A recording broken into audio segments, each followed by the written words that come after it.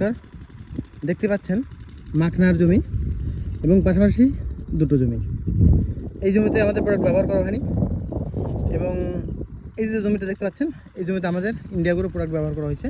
Actually এই জমিতে দুবার উঠানোর পরে দুবারে মানে মাখনা হয়নি, তিনবারের বার মাখনা আবার চাষ করে আমাদের ভুয়স্ত্র দিয়ে লাগিয়েছে। এখন মাখনা আবার আপাতত হয়েছে।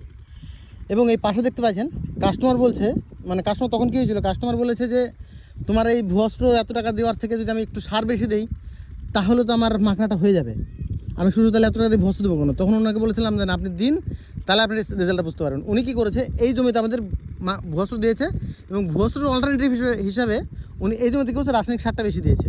আজকে রেজাল্ট দেখুন, এই জমি পুড়ে গিয়েছে, এই জমিটা পুড়ে গেছে দেখতে পাচ্ছেন। তো অ্যাকচুয়ালি বলি, শুধু সার বেশি দিলেই কিন্তু কোনো জমির ফসল হয় না, পরিমাপ মতো দিতে হয়। আজকে এই যে লোকটা শুধু মাত্র বলেছে যে ভুয়স্ত্রের এত দাম, তাহলে আমি এই ভুয়স্ত্রটা কেন দেবো। আজকে কী করেছে, ভুয়স্ত্রের অল্টারনেটিভ হিসেবে কিছুটা সার বাড়িয়ে দিয়েছে, ওনার মাখনা টোটালি পচে গেছে।